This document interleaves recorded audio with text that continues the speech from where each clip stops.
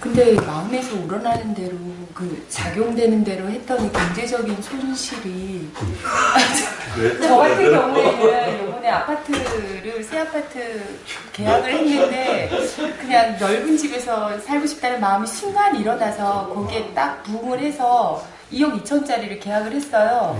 근데 이게 조합이라 지금 잘 나가지 않고 있고 만약에 제가 포기를 한다면 거기 위약금이 20%가 되는 거예요.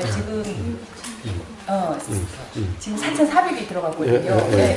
그래서 나중에 입주할 때 다시 2년 반 뒤에 그게 들어가야 되는데 지금 같아서는 내가 왜 했지? 지금 집도 15평이지만 두 식구 살기에는 괜찮은데 나는 내 마음에 충실히 따랐거든요. 지금 후회가 막심하고. 세상에 보세요. 만약에 후회하신다면 이치를 모르는 무지의 조선인 거예요. 왜 그렇습니까? 내가 없으니까 내 소유도 없나요? 아니요. 그게 아니라 우리는 손실을요. 돈의 손실만이 손실인가요?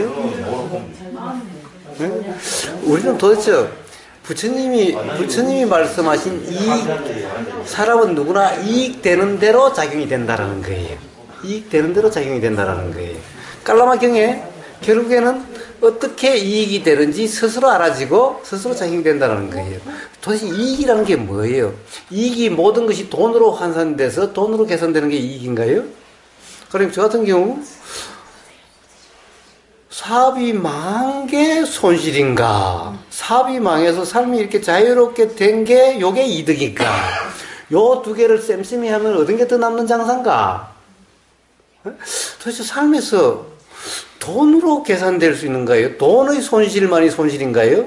자, 돈이 어떻게 보면은 완전히 망해가지고 이제 어떻게 해도 움직일 수 없는 상태가 돼서 자포자기가 일어나서 하나님 뜻대로 되세요. 다 이제 내가 어떻게 하려고 할 수가 없어요. 뜻대로 되세요. 그래가지고 어떻게 되려고 함이 없이 경험되는 그대로 살면 하나님 감사합니다. 비로소 성령이 임재했다는 것이 무슨 뜻인지 하나님 은혜가 무엇인지 하나님 감사함이 무엇인지를 이제 알겠네요. 세상에 다 이러니까 일어나네요. 그럼 이건 손해본 장사예요? 이익되는 장사예요? 응?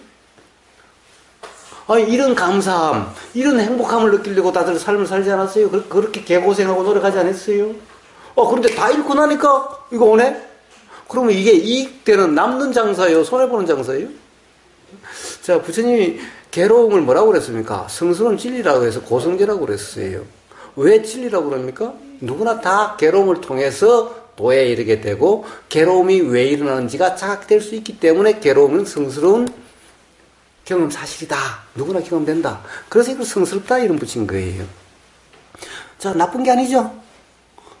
결국에는 아직까지 괴로움을 통해서 자유롭지 못했다면은 그 사람은 지금 괴로움을 만들고 있는, 괴로움을 쌓아가고 언젠가 괴로움이 폭발할 수 있는 상태로 가고 있는 거예요. 누구든 예외 없이 괴로움을 통해서 자유로워질 수 있을 때까지 괴로움을 치닫고 가기 때문에 누구나 그 경험 사실에 벗어날 수 없기 때문에 진리라 그러는 거예요. 예외가 없기 때문에. 예외가 있으면 진리라 그러지 않아요. 예외가, 그래서 고성제, 괴로움이라고 하는 성스러운 진리다라고 그러는 겁니다. 자, 돈을 잃었다. 아파트 이게 조합을 해서 요만큼 하면 프리미엄이 요만큼 불러서 내가 1년 그냥 일 하나도 안 해도 이렇게 생각대로 될 거라고 해서 그런데 그렇게 남기는 그냥 반대로 그냥 그랬다. 자, 그럼 뭐가 돈이 요만큼 남는 게 이익인가? 남을 거라고 생각했는데 오히려 손해가 됐으니까 생각이랑 맞는 것이 아니네. 인생이란 그런 거네. 이제 그런 생각에 휘둘리지 않아야지란 자각이 일어난다면 이 자각이 돈 잃은 것보다 더 큰 건가? 어느 게 이익인가? 물론 그래서도 정신을 못 차린다면은, 그래서 자각이 안 일어난다면 어떻게 돼야 돼요? 어떻게 돼야 돼요? 결국에는 저처럼 이제 완전히 사업이 망해가지고 집안 재산도 다 팔아먹고 우리 누나 재산도 다 날려가고 이렇게 돼야 이제 정신이 차려질 수가 있는 거죠.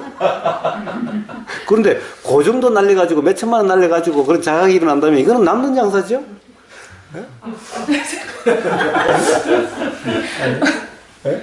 손실. 이 삶에서 손실이 뭐예요? 손실이라는 게 뭡니까? 도대체 뭐가 손실입니까? 돈이 1억이 나오면요, 그 다음에 어떻게 되겠어요? 2억이 남아야 되고 2억이 남으면 어떻게 되겠어요? 3억, 10억, 100억, 1000억이 남아야 돼요. 이런 사람에게는 영원히 만족스럽다는 상태가 올 수가 없어요. 이런 경험은 남는 장사인가요? 아니면 손해보는 장사인가요? 삶에서 이런 것은 바로 손해보는 장사인 거예요. 왜? 괴로움으로 치달아가는 거고, 이런 삶은요, 어떻게 됩니까? 결국에는 어떻게 기울됩니까? 돈이 10억이 100억이 되고 100억이 1000억이 돼서 해서 남는 장사, 그렇게 해서 행복해지고 만족해질 것 같습니까? 결국 끝에 가서는 괴로움으로 기결되게 되는 거예요. 불만족으로 기결되는 거예요. 이제 가령 요게 그러니까 제가 그런 공상을 떨어가지고 아마 한 4천만 원 좀 아마 안 될 것 같은 4천만 원 정도 했는데,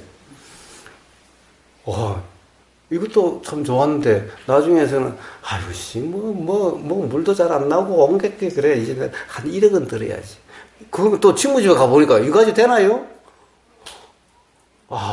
절에 가보니까 그 법당 그렇게 좋은데 이거 뭐야 이거. 네, 점점 이제 마음에 안 드는, 온통 세상에 마음에 안 드는 거 돼 있죠. 안 들게 돼 있죠. 즉 불감증으로 가서 결국에는 괴로움으로 가는 거지. 제일 처음에는 세상에 이렇게 이쁜 마누라가 없었는데 점점 밖에 나가보니까 이쁜 여자들 천지야. 자꾸 마음에 안 들어. 결국 이렇게 돼가죠. 미스 코리아하고 한번 사귀고 나니까 이제 그 다음부터는 이제 세상에 이쁜 여자가 없어. 그러면 이런 뭐요? 삶에서 불만족만 들어가는 거죠. 그렇게 되는 거예요. 자, 이게 남는 장사인가요? 1억 남는 게 남는 장사인가요? 이익인가요? 10억 남는 게 이익인가요? 아니요. 삶에서는 이런 것은 바로 손실인 거예요. 그렇기 때문에 도의 삶이 되니까 경제적으로 손해가 따르더라. 도란 경제적인 이익과 관계없이 진정 삶의 이익인 거예요. 진정 도의 삶이라는 것은 진정한 삶의 이익인 거예요. 도대체 삶의 이익, 부처님이 말씀하신 이익이란 것이 뭐냐라는 거예요. 도란 바로 진정한 이익의 삶이 되는 것인 겁니다. 그렇기 때문에 뭐예요? 사업에 성공하면은 끝없는 욕망에 쌓여서 괴롭고, 세상에 사업 잘 되면 영원히 사업이 잘 되나요? 부자가 3대 안 간다고 그러죠? 역사에 보세요. 한 영혼이나 다섯 나라를 만들면 이게 영원히 가요? 반드시 망하게 돼 있죠? 세운 그 영웅은 좋지만 결국 망하는 그 자손은 비참해지죠. 어떻게 됩니까? 영원히 가는 게 있어요. 그런데 도의 삶은요. 도의 삶은 어떻습니까? 그런 게 없는 삶인 겁니다. 사업이 잘 돼도 사업 잘 되더니 막 좋다고 그러고, 사업 안 되면 어떻게 해요? 가족도 죽이고 같이 죽거나 완전히 폐인이 되든가. 바로 그렇게 되죠. 극과 극을 오가는 삶이 되죠. 더 이상은 사업이 잘 돼도 괜찮고 안 돼도 괜찮고. 이렇기 때문에 이것이 진정한 삶의 이익이라는 겁니다. 그래서 경제적인 이익, 이것은 삶의 이익이 아니다 라는 겁니다.